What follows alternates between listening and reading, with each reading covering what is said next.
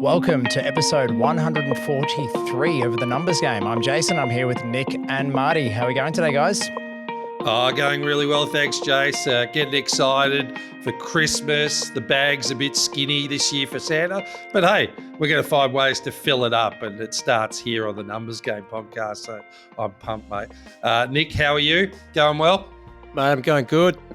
Starting to hear the Christmas carols at Coles or Woolworths, wherever your local shopping store is. So I feel like it's coming earlier and earlier, but it's a good time of year, whichever way you look at it. Starting to duck and weave all of the Christmas party invitations. Trying to stick to one a week, Marty. That's my plan. Don't quite have Jace's stamina. He'd be out 5 nights a week at this time of the year. I would have thought, Jace. It's tough. Look, I'm going to be honest. I'm not the young man I used to be. Nick, Marty. It's these greys as the seasons go on. These greys are getting more and more, and I reckon there's a couple coming up top as well. But found my first one up top. Did you? Last week? Yeah. Oh, welcome to the party. Yeah. Marty's got a few on us, but I reckon we'll catch him. We'll catch him at some point soon. But this time of year, I think.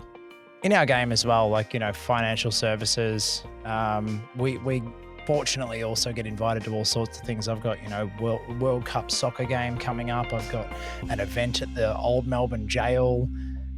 Seems to be, even obviously Spring Racing Carnival's a bit behind us now. But what's going on there? I think at the jail, they've got like an events functions things now. This thing's like from cuffs to cufflinks or something. So it's like a black tie, fancy event, and they put on all food and drink, and I don't know, I get invited to all sorts of things. And I think, Nick, there was an episode a long time ago where you said one of the biggest things you had to learn to do was to say no.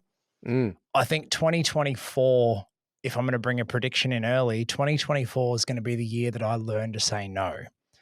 But for the end of 2023, I'm just going to keep punishing myself for now, and we'll see where we get to. Well, I was going to say something called cuffs to cufflinks out at the Old Melbourne Jail. That to me sounds pretty easy to say no to, just quietly. So there's an opportunity here for you to turn the tables early. I've RSVP'd a while ago, and I don't like letting people down. So also an issue with hard to say no when you're a people pleaser. But you've got all the excuses. It's good. Working on that. I'm reading a book on that at the moment, changing habits and all that. So I'll keep you posted for my 2024 numbers, and we'll go from there. But before we crack into an awesome episode from yourself there, Nick, where you'll be driving, just wanted to once again say a big thank you to our show sponsor, Dashboard Insights. If you're looking to maximize profitability in your business, then a real-time, data-driven business dashboard might be exactly what you need. They get the right information to the right people at the right time. Dashboardinsights.com. Check it out, book a demo. And if you've got any questions about it, as a user, I'm more than happy to help you through that as well. And you wonder why Jace goes to all these events, because he's got time now, because he gets his data analysed.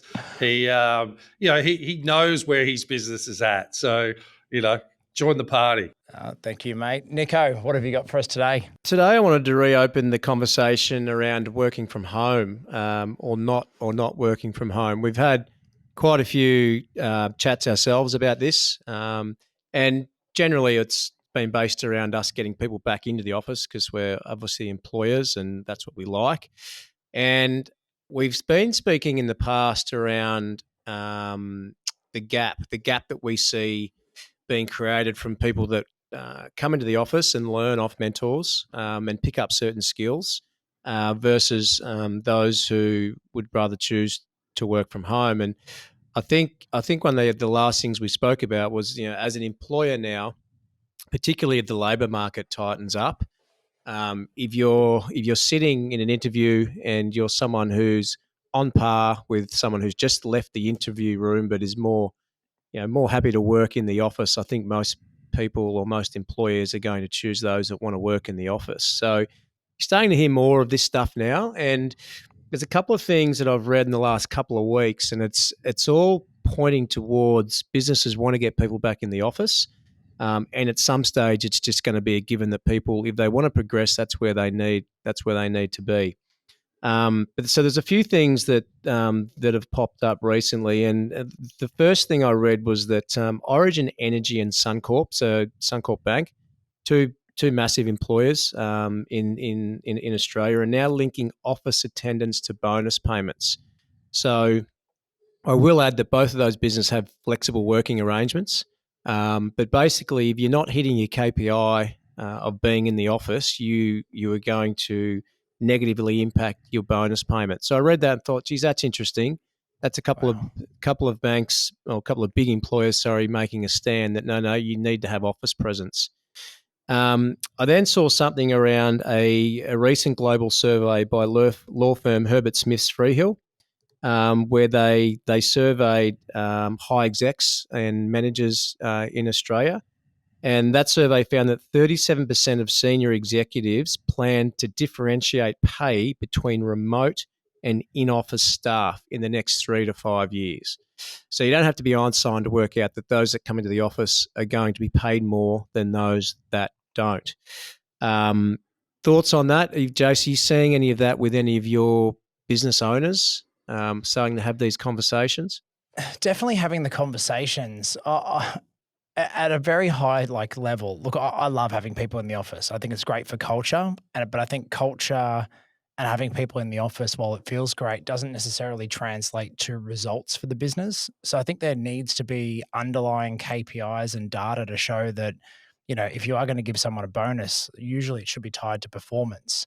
If somebody comes to the office and they're distracting, they drag other team members down, they talk too much, or they do less work in the office than they would have done at home, then all of a sudden you're in the wrong you're kind of heading in the wrong direction. So I think the bigger business strategy of the culture and what it means to be in the office, but what the outcomes you're driving are to make work successful.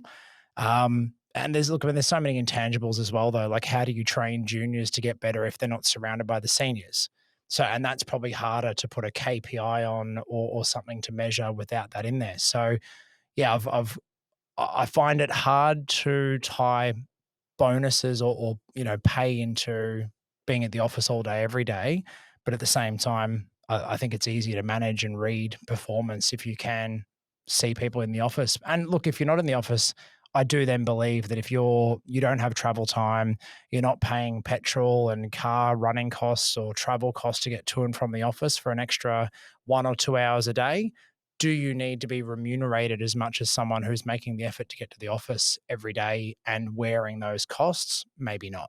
That's where I can see a difference coming in the future. That's a really good point, and that's something I didn't think about. What are the extra costs to get into the office, and should you be paid in a different way because you're bearing that cost? That's interesting. And I guess the question I was going to ask is because you talked about being able to look at people's output, which you can do now with dashboards. And this is obviously dashboards as a sponsor, but this is a legitimate question. Is that program showing you any kind of trends around people working from home versus not? Are you actually seeing that? Because you're actually measuring. It's hard for us to measure output because we don't charge by the hour. But a business like yours that charges by the hour, are you seeing any trends there? Yeah, look, I think I haven't analysed the at home versus at work, but over a given month, our team get X amount of days from home versus X amount of days in the office. We're basically minimum half is what we've guidelined our team. Just said, if you work full time, more than 50% of your time should be in the office. So that might be 3 days one week, 2 days the next, and you've met your 50-50. The thing that makes it really easy for us, in a sense, and we're maybe a unique business in that sense, but a team member will get a monthly target. It might be billing 20 grand. And over that month, if they bill 22, 23, 24, tick, they get a big green tick next to their name. They've hit their billable target. We can see all the jobs, all the timesheet entries, all the client work that went out the door through the dashboard and the data that's collected.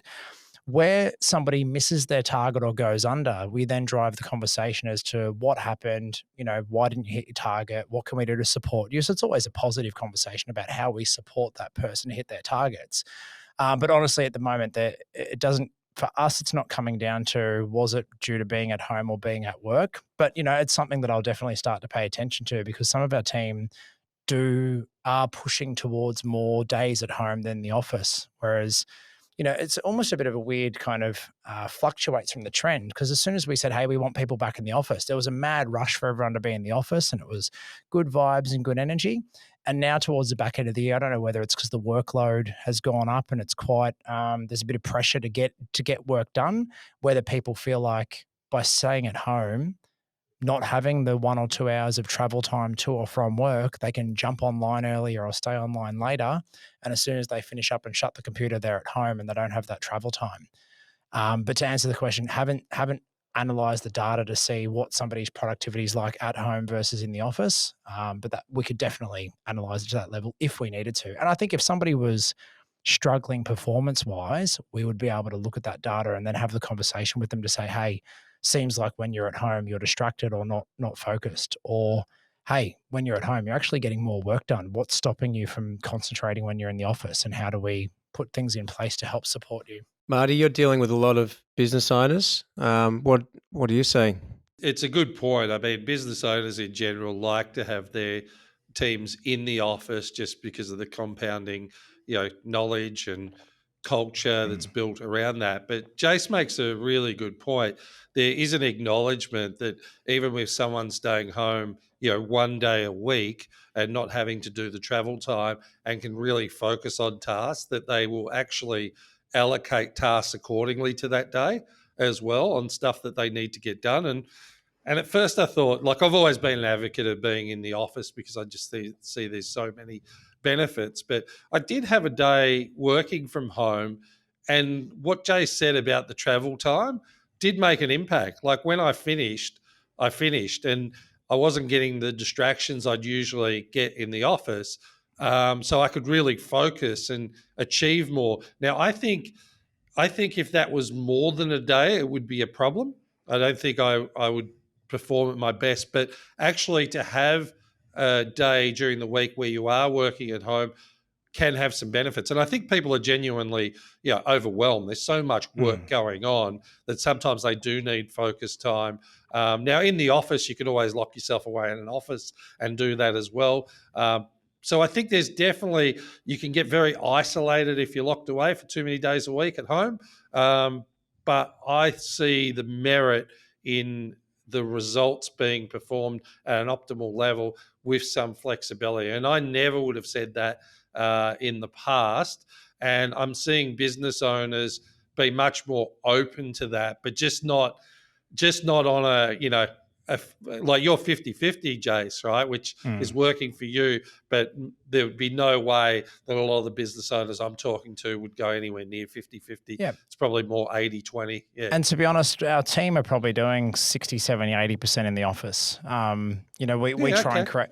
try and create a great environment where they want to be in the office and around each other.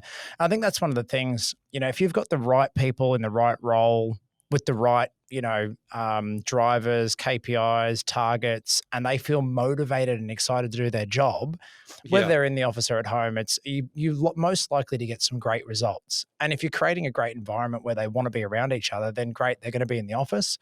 There is types of roles and types of businesses where, working from home might be fine. But for most businesses and most business owners now, they want their team in the office. They want to see their team getting in. And a lot of that does come from that next generation of employee coming through. How are they learning? How are they getting mentored and training? And I've seen it where, one of our grads, if he's at home and he's on trying to make calls to people, he's not getting the support and mentoring that he would get if he was sitting in the office next to one of the more senior team members. So that's why, look, we put the guideline of 50-50, but we talk a lot about visibility and contribution, right? And even with referral partners, when we're dealing with referral partners, we always say, all right, you got to be visible. It's important to be visible, and it's important to be contributing. And what I would say is what you said about results is really key, because if we are coming into more challenging times in 2024, you want to be seen and you want to be contributing, right? So I go, if you're not performing, then, and you want to have 2 or 3 days working from home, then that's a whole different Pandora's box right there. So in my mind, To that point, though, Marty, this is where I think it's going to play out. If businesses are going to cut costs, and there's 6 people that need to go out of 12, 6 of those people are regularly in the office and are regularly having a coffee at 10 o'clock in the kitchen with the manager, and they're all performing the same. Who do you think's going?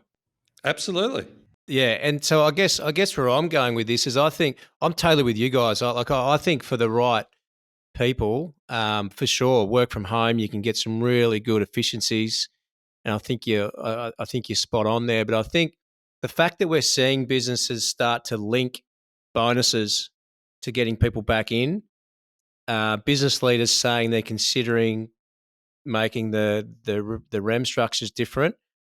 I think what we're talking about is great, but I reckon it's a small part of the workforce, because if businesses are thinking this, they're thinking something else. And these big businesses have definitely got the numbers on who's performing and who's not.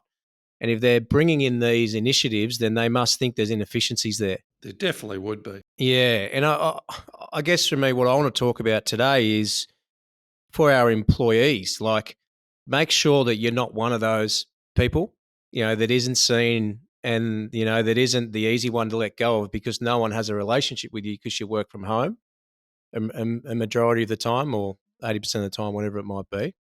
And the thing that I came across, this was only yesterday, I came across this late in the piece, but it was an investor, it was a millionaire Indian investor, Iqbal Singh, his name was. And what the article was talking about was, it was talking about wealthy Indian families are actually now looking to invest into Australian businesses. The top four industries they're looking at the moment are education, healthcare, clean energy, and financial services. It went on to talk about the fact that Indian money coming into our country is up at the highest it's been in quite some time. Since 2019, it's soared 210%, and to $35 billion, and that's from the Australian Bureau of Statistics. So what the article was talking about was these Indian families looking at investing and coming into businesses in Australia. And it was talking about outsourcing. So, if they've got efficient teams that are running offshore and are running at the cost of, his suggestion was 10 to 15% of the cost to run a workforce here, what's the first thing these investors are going to look to do? They're going to look to say, okay, what's the value of that role? Can we offshore that, or can we outsource that to India? Yes, we can. So if you're someone that's doing a regular role and you're just working from home, the question they're asking is there more value in you doing that than there is by someone in India doing that at maybe 15% of the costs? And you might sit back and you might say, well, okay, well, no, but the business is still going to make that decision and they want to look after Australian employees. What this is saying is they won't be making that decision because the investment money is coming in from families in India who are actually be owning these businesses and making decisions on what they do with the cost base. So I read that and I thought, geez, it just backs up everything we've been saying. You've got to put yourself in a position where you are valued, and it'll get to the point, particularly as the labour market tightens up, which it is going to with migration that's coming in. Businesses looking to cut costs, like I know, and Marty, you would know this, but businesses are looking to cut costs. We spoke about this in the last episode. What are you doing as a business to make sure that you're going to be secure in the next 12 to 24 months if we have a downturn? First thing you look at is your fixed cost base. What's the biggest line on your fixed cost base generally? It's your employment. So if there's a way to outsource that role at, say, 15%, even if it's 30% of the cost, what are businesses going to do? And the people that will go, in my opinion, are the people that don't hold relationships within the business, that the business owners or the managers see easily replaceable. So I guess where I'm going with this year was more about our employees out there to, just make sure you position yourself as really valuable in the business, because this is what's coming. Like, it didn't take me long to find all these articles when I started searching. which to me is a real sign that businesses are thinking similar things. Well, particularly if there's a 10 to 15% expense of the actual cost that's being charged now. I mean, that's pretty significant. And you said an important word, and I've always said this. I got told this going back 20, 30 years ago. How difficult is it to replace you? Make it really difficult for you to be replaced, and you'll always be okay. Whether it's generating revenue, providing an exceptional experience in combination with that, that's really what you always want to be thinking about. Because when you hear things like that, someone bringing in a function that at 10 to 15% expense, then that's a no-brainer from a business standpoint. From an economic standpoint. And things continuously evolve. And I think we've actually done an episode on outsourcing, but outsourcing or offshoring is completely different to what it was 10 years ago. It's no longer the mundane task, the main data entry task. We've got offshore staff. These people are highly trained and highly skilled. What we're also seeing now in our industry is actually a move away from traditional countries like the Philippines or Kuala Lumpur, because they're actually becoming quite expensive.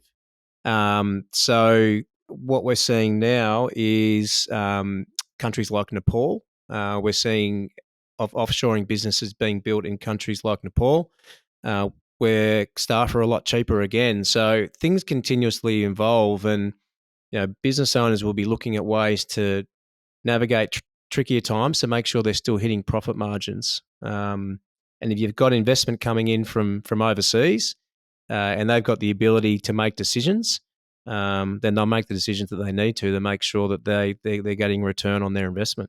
We've definitely seen an increase in our business clients asking for advisory and consulting from us on whether they should hire an offshore team or what it would cost.